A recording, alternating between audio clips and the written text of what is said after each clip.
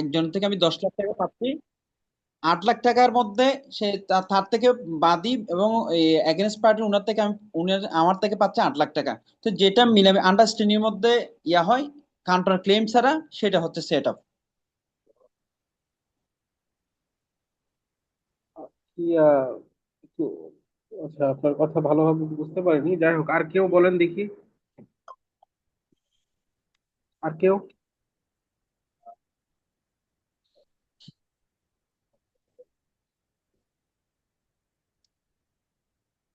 সেটাও কি বলেন আর কেউ?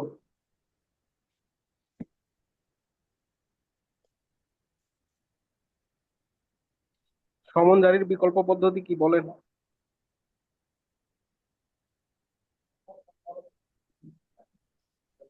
আর অনলাইনে সমন দেওয়া কিংবা হচ্ছে কি লটকায়ে জারি করা। বিকল্প পদ্ধতি বললাম, সমন জারির বিকল্প পদ্ধতি কোথায় বলা আছে এটা? নট প্রেজারিটি। কোথায় বলা আছে এটা?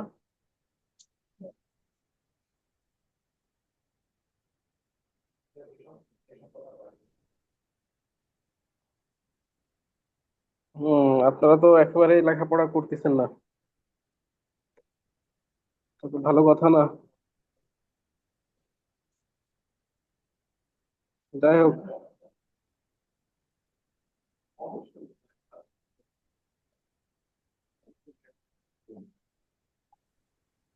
আমি শুধু পড়িয়ে যাব আর আপনারা পাশা নিজেরা স্টাডি করবেন না, তাহলে তো হয় না।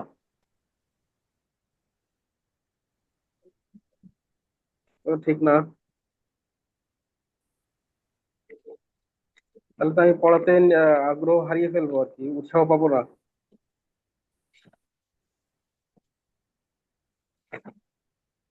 আর অসুবিধা নেই।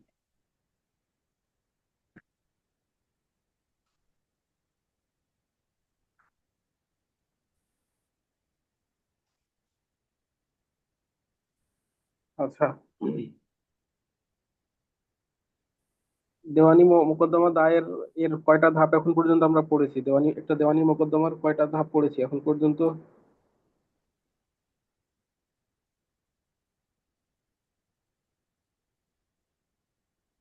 প্রথমে কি পড়েছি? মামলা দায়ের, আরজি দাখিলের মাধ্যমে মামলা দায়ের হয়।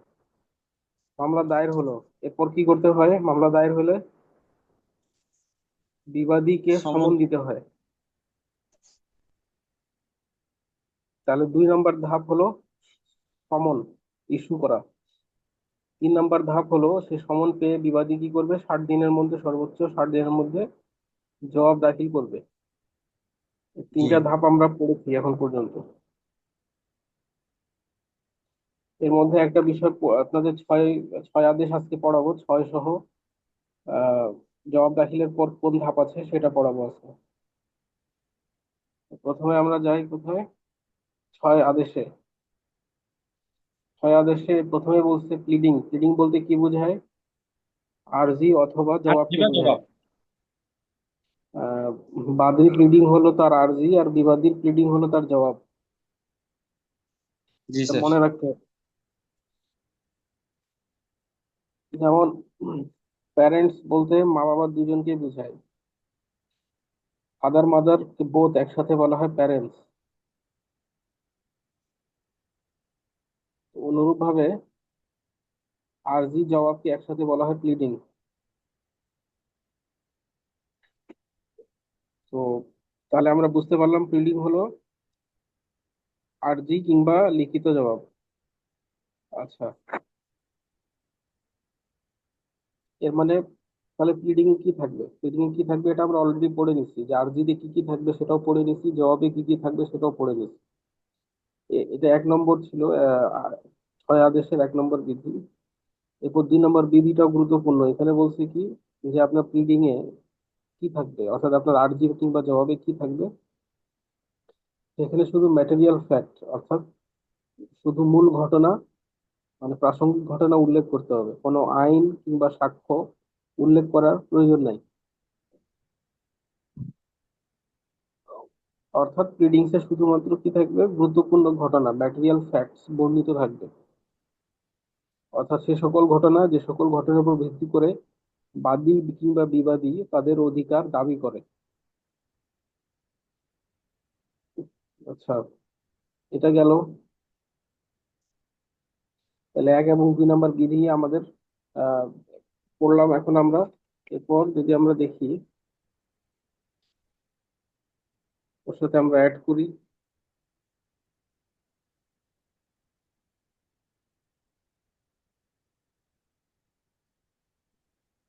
যে ফিলিংসের তারিখ, টাকার পরিমাণ ও সংখ্যা অঙ্কে প্রকাশ করতে হবে। অঙ্কে ফিলিংসে তারিখ, টাকার পরিমাণ, সংখ্যা অঙ্কে প্রকাশ করতে হবে। তারিখ, টাকার সংখ্যা এবং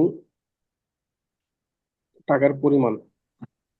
আচ্ছা, যাই হোক, এরপর সবচেয়ে গুরুত্বপূর্ণ হলো এখানকার 6 আদেশের সবচেয়ে গুরুত্বপূর্ণ হলো আহ বিধি 17।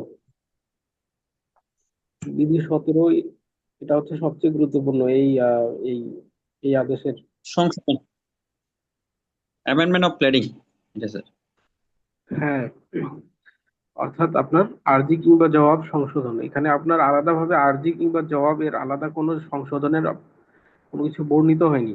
অর্থাৎ আরজি নিয়ে পড়ছি আমরা 7 আদেশ, ওখানে কিন্তু আরজি সংশোধনের কোনো কিছু বলা হয়নি। তারপর জবাব বিষয়ে পড়লাম 8 আদেশে, ওখানেও জবাব সংশোধনের কিছু বলা হয়নি। এটা গিয়ে বলা বলা বলা হচ্ছে এই প্লিডিং অর্ডারে, অর্থাৎ এই দুটো একসাথে। অর্থাৎ আরজি সংশোধনের ক্ষেত্রে যে সকল নিয়মাদি নিয়ম অনুসরণ করতে হবে, যে বিষয়গুলো খেয়াল রাখতে হবে, জবাব দাখিলের ক্ষেত্রে, জবাব সংশোধনের ক্ষেত্রেও সেই বিষয়গুলো খেয়াল রাখতে হবে। তো আমরা পড়ি এখন স্ট্যাক অ্যামেন্ডমেন্ট। 6-17 যেটা আর কি। আচ্ছা, 6-17 কি বলছে? অ্যামেন্ডমেন্টস অফ প্লিডিং, যে মোকদ্দমার যে কোনো পর্যায়ে তার প্লিডিংস, যে কোনো পক্ষ অর্থাৎ বাদী তার আর্জিকে, বিবাদী তার জবাবকে সংশোধন করতে পারে। কেন, কি কারণে কোর্ট দিতে পারে? আচ্ছা, এটা সংশোধন দরখাস্ত নিয়ে আসতে পারে যে কোনো পক্ষই, কিন্তু সেটা মঞ্জুর না মঞ্জুর করা টোটালি এটা কোর্টের ডিসক্রিশন বা কোর্টের উপর নির্ভর করে। তো কোর্ট এটা কেন মঞ্জুর করবে? ওখানে বলা আছে আপনাদের যে কি, যে যদি এটা ন্যায়ানুগ মনে হয় এবং এটা জরুরি for the determining the real question in controversy between the parties, এবং এই সংশোধনীর ফলে কি হবে, পক্ষদের মধ্যে যে বিবাদের যে আসল কারণটা আছে সেটা বের হয়ে আসবে। মানে রিয়েল কোশ্চেন, আসল কি, তাদের মধ্যে আসল কি বিরোধ আছে সে বিষয়টা উঠে আসবে যদি সে সংশোধনীর মাধ্যমে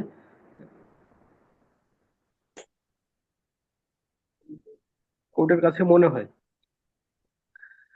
তাহলে এখানে কিন্তু বলে দেওয়া আছে at any stage of the proceeding, অর্থাৎ মোকদ্দমার যে কোনো পর্যায়ে, এমনকি রায়ের পর্যায়ে থাকলেও প্লিডিং সংশোধন করা যায়। তবে শর্ত আছে বেশ কিছু। প্রথম শর্ত তো বললাম,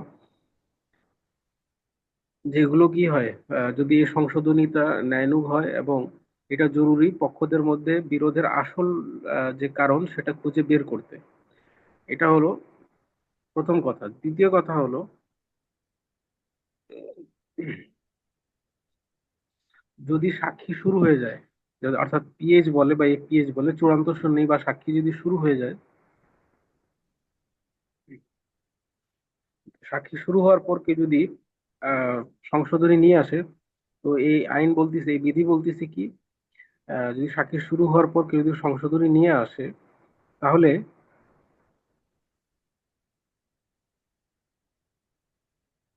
কোর্ট সেই সংশোধনী মঞ্জুর করবে না যদি না কোর্ট সেই সংশোধনী মঞ্জুর করবে না যদি না কোর্টের কাছে যদি মনে হয় যে যথাযথ পরিশ্রম করে, যথাযথ চেষ্টা করেও এটা সাক্ষী শুরু হওয়ার পূর্বে সে পক্ষ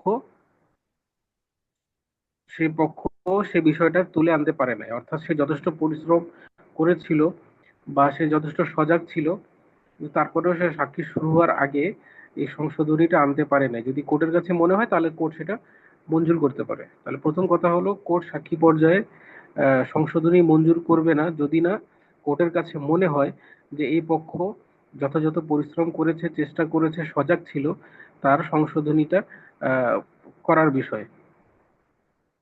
আচ্ছা, এটা একটা প্যারা গেল। 3 নাম্বার আর একটা বিষয় বলছে এখানে, আর একটা শর্তের বলছে যে যদি কেউ সাক্ষী শুরু হয়ে যাওয়ার পরে সংশোধনী নিয়ে আসে এবং কোর্টের কাছে যদি মনে হয় এই সংশোধনী আনার উদ্দেশ্য হচ্ছে টু ডিলে দ্য প্রসিডিং, এই মামলাটাকে কি করা, ডিলে করা, তখন কি করবে কোর্ট? একটা আদেশ করবে আহ, যে আপত্তিকারী আছে মানে অপর পক্ষকে কি দেওয়ার, খরচা দেওয়ার বা তাকে ক্ষতিপূরণ দেওয়া। অর্থাৎ মনে করেন যে বাদী তার আর্জি সংশোধনী নিয়ে আসলো, সাক্ষীর পর্যায়ে নিয়ে আসলো,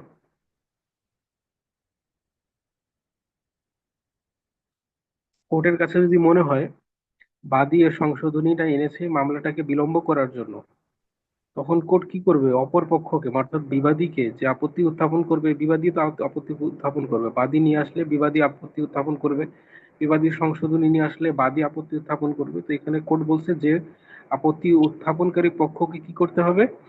আহ আহ, যত প্রয়োজনীয় পরিমাণে খরচা প্রদান করতে হবে বা তাকে ক্ষতিপূরণ দিতে হবে। কে দিবে? যে সংশোধনীটা আনতে চাচ্ছে সে দিবে, ক্ষতিপূরণ দিবে অপর পক্ষকে। তাহলে আমরা দেখতে পেলাম যে যদি এখানে বলা হয়েছে যে মোকদ্দমার যে কোনো পর্যায়ে আর প্লিডিং সংশোধন করা যায়, তবে আমরা দেখলাম যে এই বিষয়টা একেবারে নিরঙ্কুশ না, শর্তহীন না, অনেকগুলো শর্তাধীন আছে। এবং আপনারা যখন প্র্যাকটিস করবেন তাই এটা হয়তো এমন কোনো দিন যাবে না যে কোনো না কোনো আর্জি, কোনো না কোনো মামলায় আপনাকে সংশোধন করতে হচ্ছে। প্রায় নিয়ে আসে উকিল সাহেবরা এবং এসে এনে প্রায় বলে আমাদের রায়ের পর্যায়ে আছে বা যুক্তি তর্ক আসিফউদ্দিন আসিফউদ্দিনের ক্লাস আছে তোমার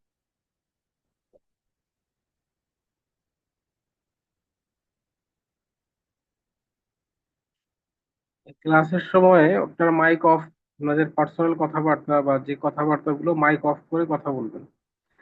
এতে ক্লাসে কিন্তু ব্যাঘাত ঘটে, মনোযোগের সমস্যা হয় এবং পড়ানোর যে একটা ফ্লো থাকে সেটা বাধা পায়। আর আপনারা নতুন ক্লাস করছেন না, অলরেডি আপনারা ক্লাস করে ফেলছেন এবং আপনাদের আইডিয়া হয়ে যাওয়ার কথা যে কখন মাইক অফ রাখতে হবে, কখন অন রাখতে হবে। এটা তো এই সময়ে এসে এগুলো বলা তো আসলে খুবই দুঃখজনক বিষয়।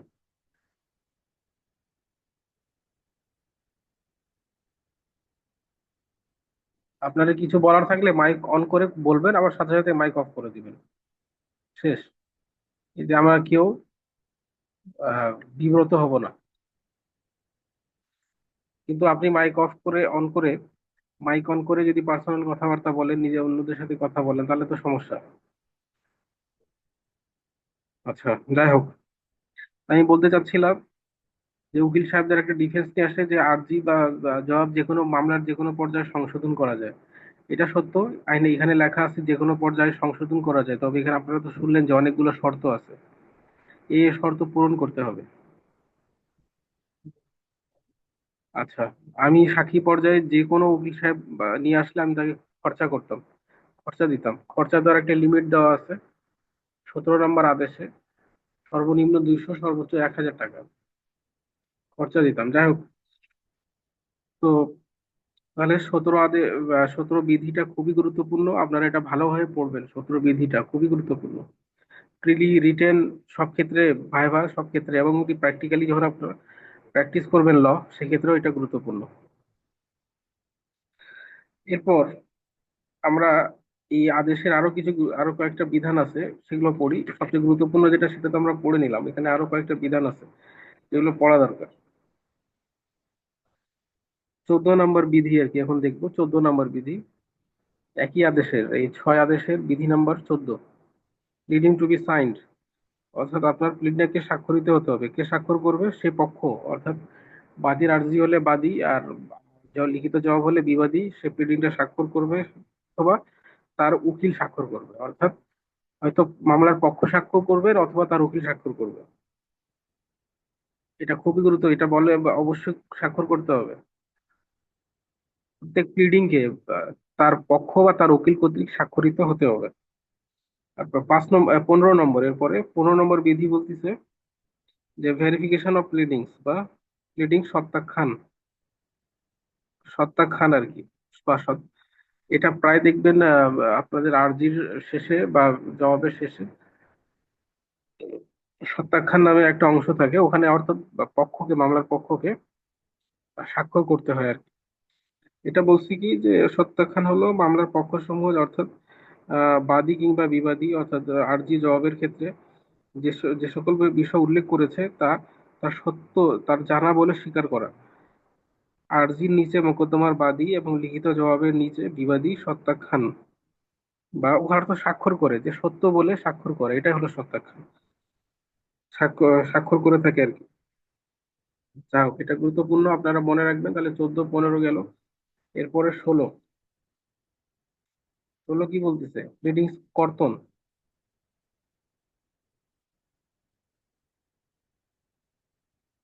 কর্তন কি বলতেছে? যে আদালত মোকদ্দমার যে কোনো পর্যায়ে প্লিডিংস এর যে কোনো বিষয় কর্তন কিংবা সংশোধন করতে আদেশ দিতে পারে যদি সেটা হয় অপ্রয়োজনীয়, কোনো বিষয় আছে অপ্রয়োজনীয়, আননেসেসারি, অথবা স্ক্যান্ডালাস অর্থাৎ উৎসাহজনক হয়, যেটা কি করে আরেকজনের বিরুদ্ধে, মানে তাকে তার ব্যক্তিগত চরিত্র হরণ করে কোনো যদি কথা বলে আর কি, উৎসাহজনক হয়, আরেকজনের বিরুদ্ধে খারাপ কথা ছড়ায় আর কি, যদি আহ সে বিষয়টা কি কি করবে, মোকদ্দমার সুষ্ঠু বিচার বাধাগ্রস্ত বা বিলম্বিত করতে পারে, যে সে বিষয়টাকে কেটে দিতে বলবে। তাহলে আমরা কি দেখলাম? 16 নম্বর, মোকদ্দমার যে কোনো পর্যায়ে আদালত প্লিডিং কর্তন বা সংশোধন করার আদেশ দিতে পারেন যদি কি হয়, সে প্লিডিং এ অপ্রয়োজনীয় কোনো কিছু লেখা থাকে এবং সেটা যদি কুৎসাজনক হয়, অথবা এমন লেখা যেটা মোকদ্দমার সুষ্ঠু বিচার বাধাগ্রস্ত বা বিলম্বিত করতে পারে।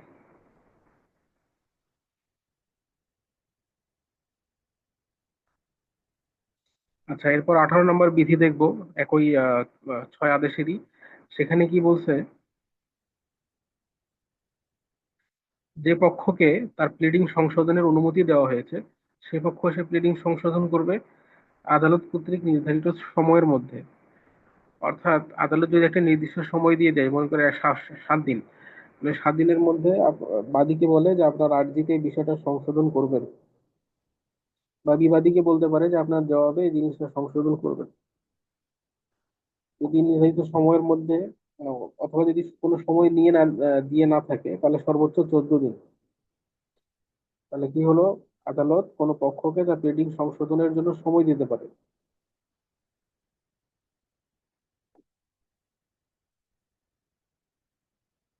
যদি সময় উল্লেখিত না থাকে তাহলে ধরে নেওয়া হবে যে সর্বোচ্চ 14 দিনের মধ্যে সে সংশোধনী আনতে হবে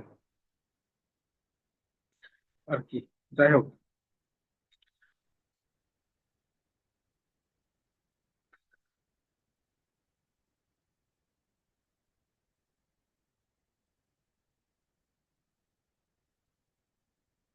এরপর কোর্ট চাইলে পরে সময় বাড়িয়ে দিতে পারে আর কি, 14 দিনটাও বাড়িয়ে দিতে পারে। তারপর তারপরে যে প্রশ্ন হলো, যদি সেই নির্ধারিত সময়ের মধ্যে সে যদি 14 দিন সর্বোচ্চ এর মধ্যে যদি সে কি করতে পারে, সংশোধনী যদি না আনতে পারে তার প্রিলিংসে কোর্টের নির্দেশ মতো, তখন কি হবে? পরবর্তীতে কিন্তু সে আর্জি আর সংশোধন করা যাবে না।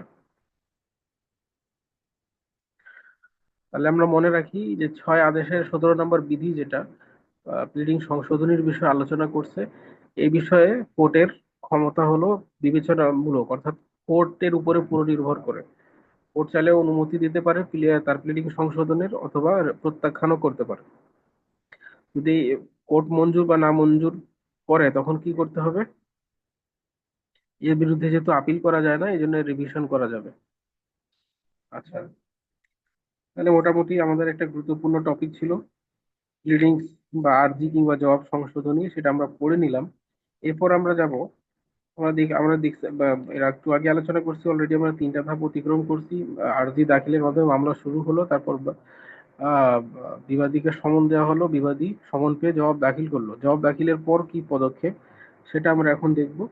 জবাব দাখিলের পর এখন উভয় পক্ষের মধ্যে একটা আপস মীমাংসা করা হবে। যেহেতু উভয় পক্ষ হাজির হয়ে গেছে, এদের মধ্যে আপস মীমাংসার চেষ্টা করা হবে। এটাকে বলা হয় ADR. ADR, alternative dispute resolution, বাংলায় বলে বিকল্প বিরোধ নিষ্পত্তি। এটা বলা আছে আপনাদের সিপিসির ধারা 89 এর ক থেকে 89 এর উ, এই 5টা ধারায় আপনাদের এই বিধিবিধানগুলো আলোচনা করা আছে।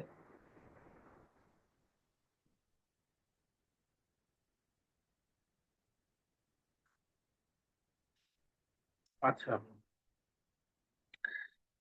আমরা যদি খেয়াল করি যে লিখিত জবাব, তাহলে লিখিত জবাব দাখিলের পরে উভয় পক্ষ হাজির হলে কোর্ট কি করবেন? উভয় পক্ষের মধ্যে একটা আপস মীমাংসা করানোর চেষ্টা করবেন। এটা মামলার চতুর্থ ধাপ। এটা বলা আছে দেওয়ানি কার্যবিধি আইনের 89 এর ক থেকে 89 এর উ পর্যন্ত। এই 89 এর ক থেকে উ পর্যন্ত 2টা বিষয়ে মূলত বিকল্প বিরোধ নিষ্পত্তির, বিকল্প পদ্ধতিতে বিরোধ নিষ্পত্তির 2টা উপায় বলে দেওয়া আছে। একটা উপায় হলো কি মধ্যস্থতা, মিডিয়েশন, আর একটা হলো কি আরবিট্রেশন বা সালিশ।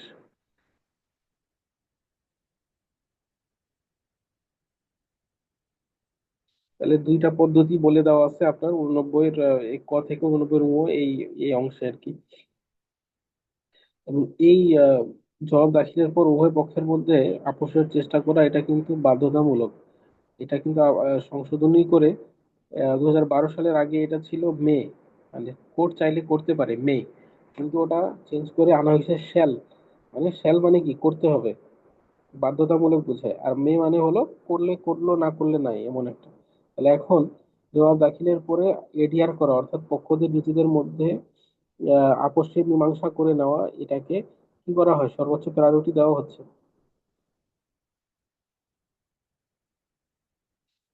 এরপর আমরা দেখব কি বলা আছে 89 এর ক এগুলাতে।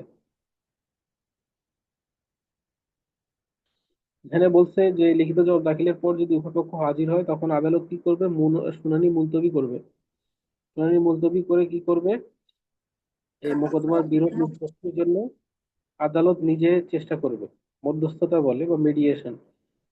তাহলে যদি উভয় পক্ষ হাজির হয়ে যায়, তখন কোর্ট চাইলে কি করবে? মোকদ্দমাটাকে স্থগিত রেখে তাদের মধ্যে আপোষ মীমাংসা করার চেষ্টা করবে।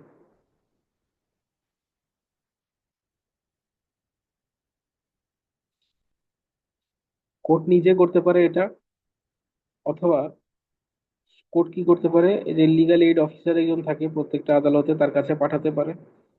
অথবা উভয় পক্ষের যে উকিল সাহেব আছে তাদের কাছে পাঠাতে পারে যে নেন আপনার ক্লায়েন্টদেরকে বলেন আপনি হেল্প করবেন, তারা যেন আপোষ মীমাংসা করে নেয়। আর একটা হচ্ছে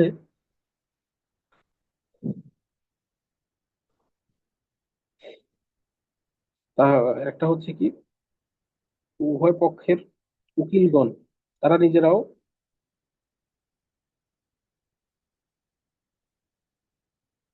অর্থাৎ কোনো উকিল নিয়োগ যদি না হয় কোনো পক্ষে, সেক্ষেত্রেও মামলার পক্ষরা নিজেরাই চেষ্টা করতে পারে নিজেদের মধ্যে আপোষ মীমাংসা করার।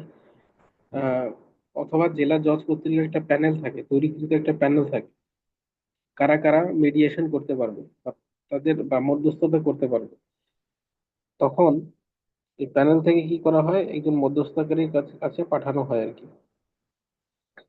আচ্ছা, তাহলে আমরা কি দেখলাম? জবাব দাখিলের পর কোর্ট কি করবে? শুনানি মুলতবি রেখে আদালত নিজেই কি করতে পারবে? মোকদ্দমার উভয় পক্ষের মধ্যে মধ্যস্থতার চেষ্টা করতে পারে। 2, অথবা কি করতে পারে, সেটা লিগ্যাল এড অফিসে পাঠিয়ে দিতে পারে, অথবা মোকদ্দমার যে পক্ষ আছে তাদের উকিলের কাছে পাঠিয়ে দিতে পারে। যদি উকিল না থাকে তাহলে ওই পক্ষদের কাছে পাঠিয়ে দিতে পারে যে আপনারা আপোষ করেন।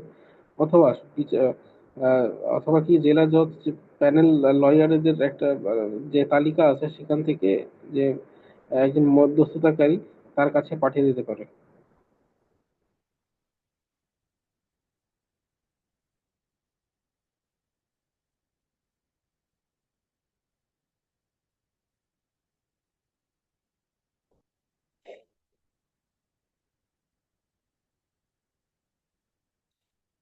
এখন 89 এর কয়ের 2 নাম্বার উপধারায় কি বলেছে যে কারা কারা মধ্যস্থতা করতে পারে, কারা কারা মেডিয়েটর, যে মেডিয়েশন করে, মেডিয়েশনের মধ্যস্থতা অর্থাৎ দুজন আছে, আপনি একজন মধ্যম লোক, মানে দুজনের মাঝখানে যেতে জন্য মধ্যম বলা হচ্ছে, দুই পক্ষের মধ্যে কি করবেন, আপনি আপোষের সমাধান করানোর চেষ্টা করবেন বা তাদের এই আপোষের মীমাংসাটাকে আরো সহজ করে দিবেন। এটা হলো মেডিয়েটর বা মেডিয়েশন বা মধ্যস্থতাকারী। মিডিয়েশন হলো মধ্যস্থতা, মেডিয়েটর মধ্যস্থতাকারী। যাই হোক, এখানে বলছে যে কারা কারা মধ্যস্থতাকারী হতে পারবে। এক হচ্ছে আদালত নিজেই, যে আদালতে মামলা দায়ের করা হয়েছে সে আদালত নিজে মধ্যস্থতাকারী হতে পারে।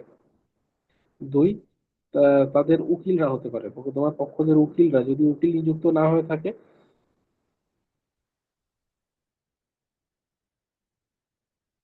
বা দেখেন, এক হচ্ছে কি যে মোকদ্দমার উভয় পক্ষদের উকিলের কাছে উকিলকে মোকদ্দমার আহ কি বলা যায় যে মধ্যস্থতার জন্য গ্রহণ করতে পারে। আদালত নিজে হতে পারে মধ্যস্থতাকারী, অথবা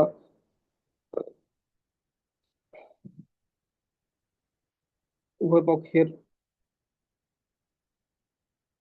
যেটা বললাম, উকিল সাহেব হতে পারে, অথবা আহ, উভয় পক্ষের উকিল না থাকলে কোনো পক্ষের, তাহলে দুই পার্টি, দুই পক্ষের উপরে কোর্ট ছেড়ে দিবে যে আপনারা আপসী মীমাংসা করে আসেন।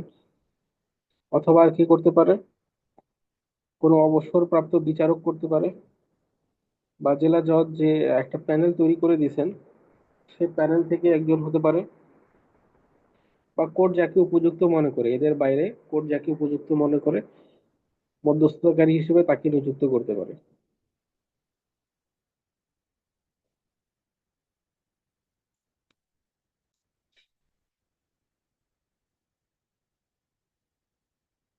তবে কে হতে পারবে না, যে প্রজাতন্ত্রের কোনো লাভজনক পদে নিযুক্ত আছে, অর্থাৎ অফিস অফ প্রফিট যে হোল্ড করছে, লাভজনক পদে যে নিযুক্ত আছে সে মধ্যস্থতাকারী হতে পারবে না। তাহলে আমরা দেখলাম মধ্যস্থতার কিভাবে হয় সেটা, তারপরে মধ্যস্থতার কারা মধ্যস্থতাকারী হতে পারে, এবং যে মধ্যস্থতা করতেছে অর্থাৎ মেডিয়েশন করছে দুই পক্ষের মধ্যে, আপসে সমাধানের চেষ্টা করছে, তার তো একটা ফি আছে, যেহেতু সে সময় দিচ্ছে। ফিটা কি দিবে না, 89 এর কয়ের 3 উপধারা বলছে।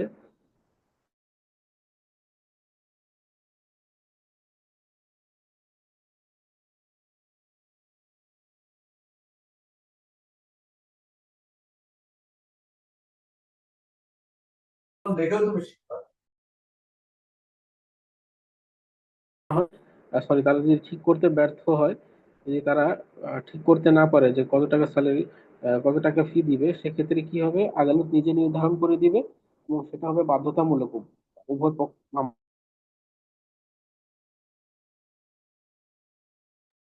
স্যার কথাগুলি ভালো বোঝা যায় নাই। Hello, hello, hello.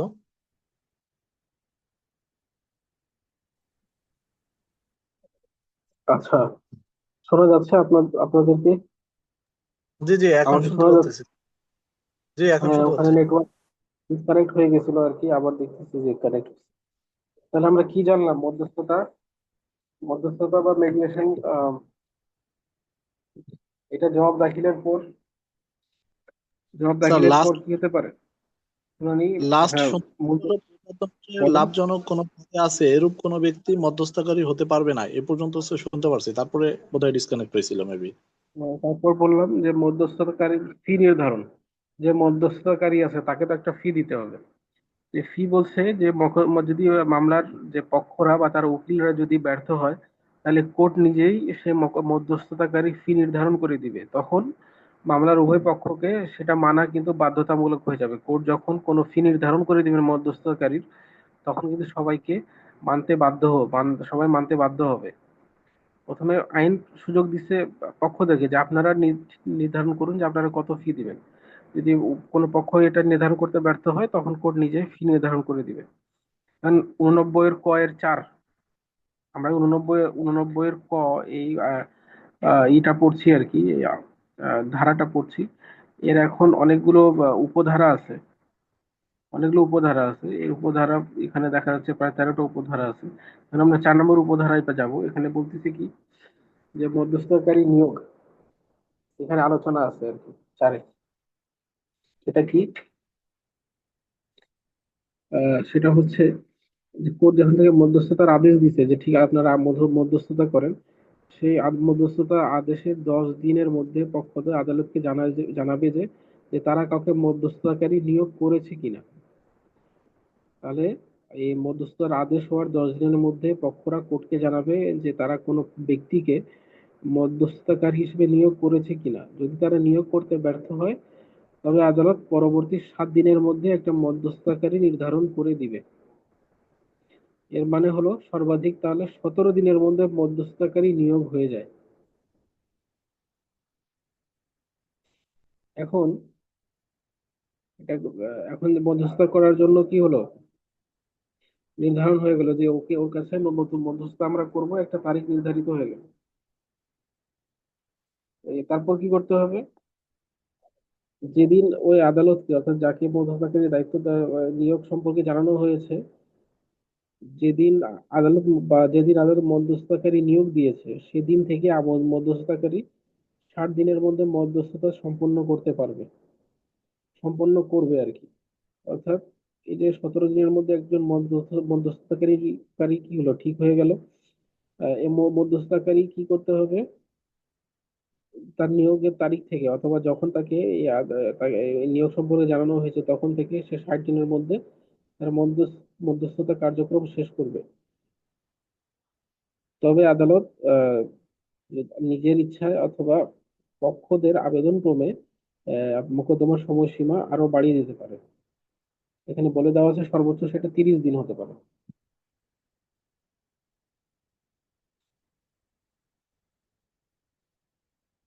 তাহলে আমরা দেখলাম কি যে 60 দিনের মধ্যে মধ্যস্থতা শেষ করতে হবে। 60 দিনের মধ্যে যদি শেষ না হয় তাহলে অতিরিক্ত আর 30 দিন সময় পাওয়া যাবে।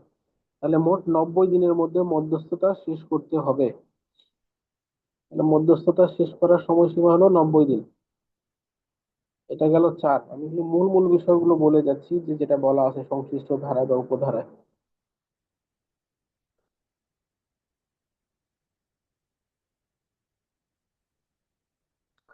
এরপরে 5 নম্বর উপধারায় আমরা দেখতে পাবো, এখানে বলছে কি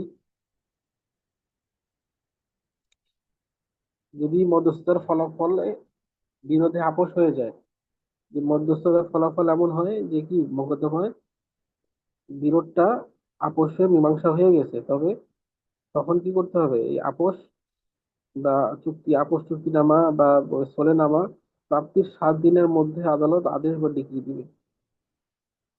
অর্থাৎ যে মেডিয়েশন করেছে সে কি করবে? 7 দিনের মধ্যে এই আপোষ প্রতিবেদন কোর্টের কাছে পাঠিয়ে দেবে।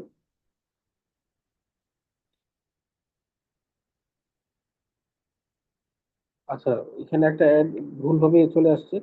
এই তারা যখন তাদের মধ্যে আপোষ হয়ে যাবে তখন কি করবে? এই আপোষ নামাটা তারা সংশ্লিষ্ট আদালতে পাঠিয়ে দিবে। এটা প্রাপ্তির পর 7 দিনের মধ্যে আদালতের উপরে কোনো আদেশ বা ডিক্রি দিবে। একটু দেখতে ভুল হলো। তাহলে 7 দিনের মধ্যে কোর্ট কি করবে? এই আপোষ প্রতিবেদন পাওয়ার 7 দিনের মধ্যে আদেশ বা ডিগ্রি দিবে যে হ্যাঁ ঠিক আছে আপোষটা কোর্ট গ্রহণ করেছে কিনা সেটার উপরে। এক্ষেত্রে আদালত ওই 23 আদেশের বিধান অনুসরণ করবে। 23 আদেশে ওই আপোষ মীমাংসা সম্পর্কে বলা হয়েছে, ওটাই বলছে আর কি, 23 আদেশ যে বিধানাবলী অনুসরণ করবে। এখানে আরো কিছু বিষয় অ্যাড করি আমরা। তাহলে এই 89 এর ক-এর 5 ধারায় আদালত মধ্যস্থতার মাধ্যমে পক্ষদের মধ্যে আপোষ অনুযায়ী ডিক্রি বা আদেশ দিতে পারে। 89 এর ক, এটারই 12 নম্বর দেখেন বিধিতে কি বলা আছে। 12 নম্বর বিধিতে no appeal or revision shall lie against any order or decree passed by the court in pursuance of settlement between the parties under this section. এটা বলছে কি যে কোনো এই যে আপোষ যে হয়ে গেল তাদের মধ্যে মধ্যস্থতার মাধ্যমে যে আপোষ হয়ে গেল, এখন কোনো আবার কোনো পক্ষ কি কোনো এর বিরুদ্ধে আপিল বা রিভিশন করতে পারবে না, কারণ এটা তো আপোষের সমাধান হয়েছে, আবার এটা আপিল করার কি আছে? এই জন্য বলছে যে এর বিরুদ্ধে কোনো আপিল বা রিভিশন করা যাবে না। আচ্ছা, তাহলে এটা গেল মোটামুটি আমাদের মূল মামলা দায়েরের ক্ষেত্রে আহ, মধ্যস্থতার বিষয়গুলা। এমনকি আপিল আপিল ক্ষেত্রেও আহ, আপিলের ক্ষেত্রেও মধ্যস্থতা করা যায়। 89 এর সি, 89 এর সি বলছে কি, মধ্যস্থতা, আপিল পর্যায়ে মধ্যস্থতা।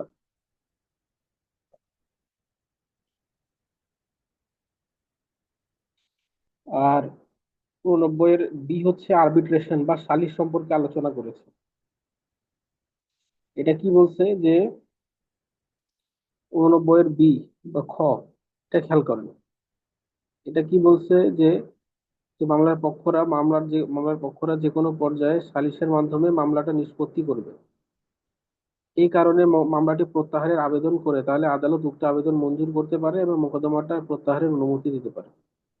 মামলা চলমান আছে এমন সময় মামলার যে কোনো পর্যায়ে কি হতে পারে, যে বলবে যে এটা আমি সালিসের মাধ্যমে সমাধান করব, আমাকে ই করেন, ওই কি বলে, এখান থেকে অব্যাহতি দেন। তখন আদালত কি করতে পারে, সে আবেদন মঞ্জুর করতে পারে এবং মামলা প্রত্যাহারের অনুমতি দিতে পারে। প্রত্যাহার করে কি করবে, সালিসের জন্য পাঠিয়ে দিবে আর কি। এখন এক্ষেত্রে বিধিবিধান কি অনুসরণ হবে, এটা বলা আছে যে সালিস আইন আছে 2001 সালে, একটা আরবিট্রেশন অ্যাক্ট বা সালিস আইন 2001 সালের আছে, সে অনুযায়ী সেটা নিষ্পত্তি করতে হবে। এখন দেখা গেল সালিসে যাওয়ার পর সালিসের মাধ্যমে সমাধান হয়নি, তখন কি করতে হবে, মামলাটা যে পর্যায়ে থেকে সালিসের জন্য গিয়েছিল মামলাটা আবার সে পর্যায় থেকে ওই আদালতে এসে সেখান থেকে আবার শুরু হবে। তাহলে মোটামুটি এটা হলো মধ্যস্থতা। এই সংশ্লিষ্ট আপনাদের কোনো প্রশ্ন আছে কিনা আপনারা করতে পারেন, জি স্যার। বলেন। স্যার, এখানে আমরা পড়ছি হলো মধ্যস্থতাকারীর ফি নির্ধারণ। মধ্যস্থতাকারীর ফি কি কোনো সর্বনিম্ন বা সর্বোচ্চ কোনো ফির কোনো বিধান আছে কিনা স্যার? না, এরকম কিছু নাই। এটা প্রথমে মধ্যস্থতাকারীর ফি নির্ধারণের বিষয়টা মামলার পক্ষরা অর্থাৎ বাদী বিবাদী বা তার আইনজীবীদের উপর ছেড়ে দেওয়া হয়েছে। যদি তারা নিজেরা ঠিক করতে না পারে তখন কোর্ট এই ক্ষেত্রে ইন্টারফেয়ার করবে এবং কোর্ট একটা ফি নির্ধারণ করে দিবে। কোর্ট যখন কোনো ফি নির্ধারণ করে দিবে তখন সেটাই হবে চূড়ান্ত, তখন আর কোনো কিছু বলার থাকবে না, এটাই আর কি। তারপর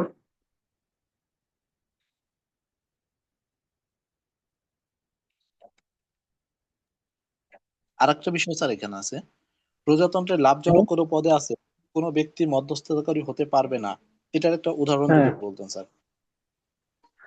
মধ্যস্থতাকারী এমন লাভজনক পদ হতে পারে, যেমন মনে করেন কেউ মেয়র হয়ে আছে, অথবা কেউ মন্ত্রী, কোন এমপি, এগুলো হলো লাভজনক পদ, অফিস অফ প্রফিট।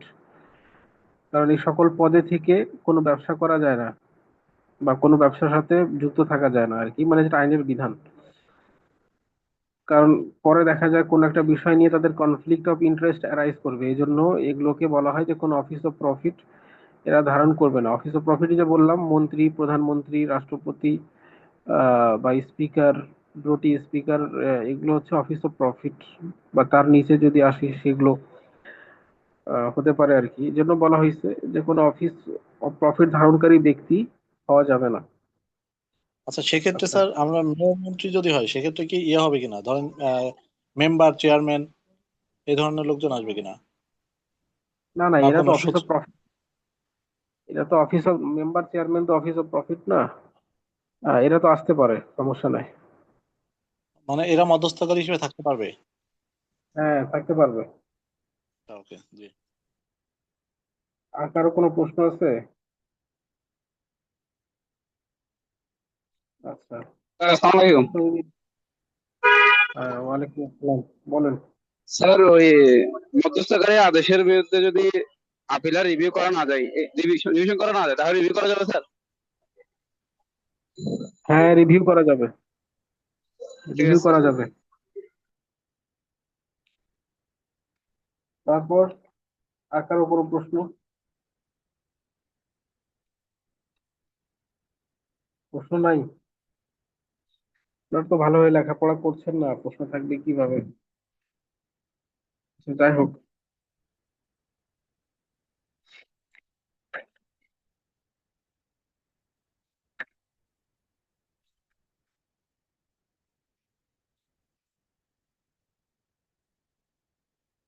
এরপর তাহলে মধ্যস্থ ইসে আমরা আসলাম, কি বলে এটাকে, এডিআর বা অল্টারনেটিভ ডিসপিউট রেজলিউশন এর এটা শেষ করলাম। শেষ করার পর আমরা মামলার পরবর্তী ধাপে যাব।